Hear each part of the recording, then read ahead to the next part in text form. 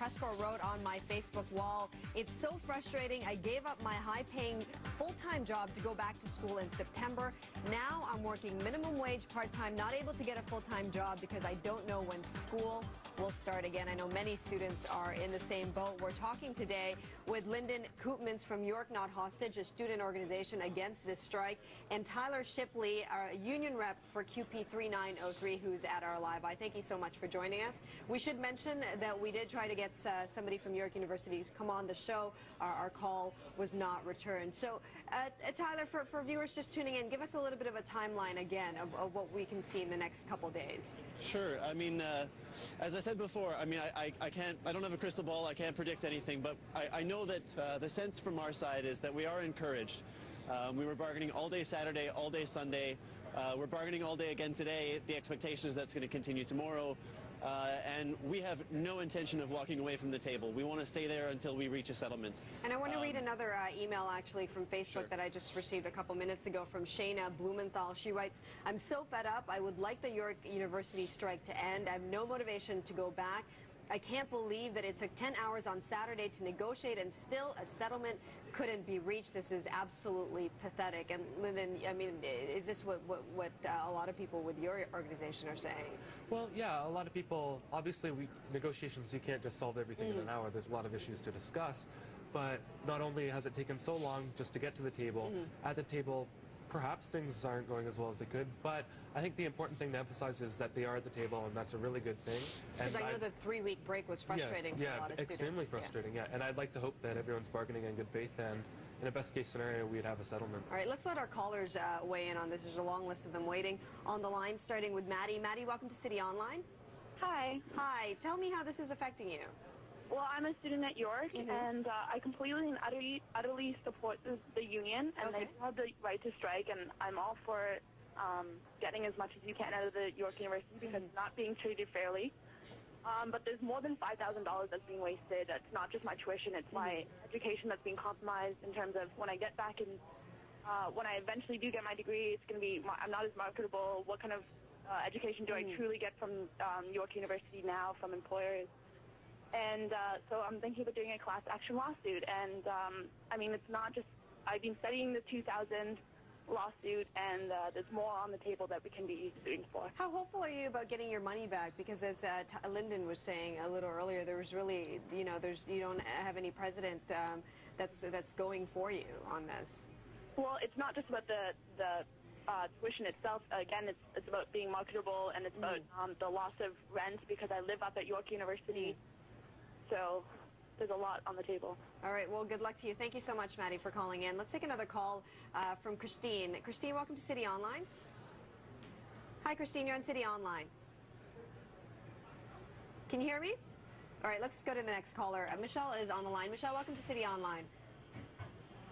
Hi, Michelle, you're on City Online. Hello? Hi, Michelle. Can you hear us? How are you? Very good. I was just listening to that Shipley guy there, and he's talking about they're very committed, and they're at the table now. I'm thinking, you know, that commitment should be within the first week when the strike was on, because it's now 2 months. That's getting ridiculous. And you're talking about setting a precedent in giving back tuition fees. I don't know if you want to set a precedent, too, in saying you don't, the TAs don't have to reapply for their job, because as far as I know, and I might be wrong again, that all TAs at all universities, they have to apply for their jobs, and I'm sure that they get it back. So what's the problem? All of this should have been talked about way before a strike, and you don't just go all out on a strike. Go on a go slow. You know, it's 50,000 students. Come on. Well, Michelle, I'm going to let Tyler address that since you addressed that directly at him. Tyler, what do you have to say about that? Well, I mean, I think there's I sympathize with the frustration. I truly do. We really wanted to come to a settlement before this ever came to a strike. We bargained since July. We were hoping this would all be solved by September. So certainly this is not what we wanted either. But Tyler, give me your situation as a teacher's assistant and why you guys are fighting so hard for this. Sure. And first of all, Chris, I do want to go back very quickly to the other part of what the last caller said. We're not talking about TAs getting job security. We're talking about professors, contract faculty. It's an important distinction. I don't want that to get lost. In terms of why we're fighting so hard, this is a precedent in post-secondary education that across the board in Ontario universities, contract faculty are being treated as a cash cow. This is a way for universities to suck money out of the classroom and spend it on things like administrative offices and 50th anniversary parties. We believe very firmly that the money that's coming into this university has to go back to the teachers. We do over 50% of the teaching at York University, and we think that's where the reinvestment has to be. So that's why we're fighting so hard. And, you know, I certainly do share the caller's frustration, but I think it's important to be clear about, you know, how serious these issues are and why it's come to this point. What are your numbers in terms of the percentage of students supporting you? Because I know many are calling in frustrated, but I know that when you guys hold your rallies, you've got students supporting you there. Yeah, I mean, there's no way of possibly measuring and giving a figure as to where student support is. All I know is that we have hundreds of students come out to our rallies.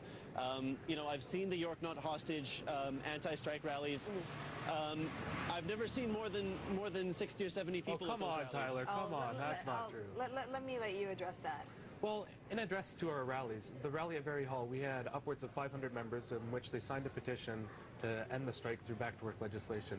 We had a demonstration at Queen's Park, which we had surmountable support. When we have a demonstration, we have a total budget of about $60.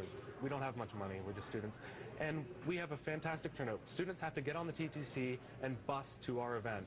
When it comes to CUPE rallies, I mean, students are bussed in from other universities to get the support. We have York students supporting us, and that's where our support comes from. And I think it's great that they're coming out, paying for their transportation, arranging their own transportation, and coming out to our events. It's fantastic. The amount of support we've been getting is huge, especially from undergrads. And I don't think that it's been equaled by the CUPE groups. I mean, even the CUPE Facebook group, Undergrads in Support of CUPE, has a couple hundred members. We've got thousands of members. Tyler?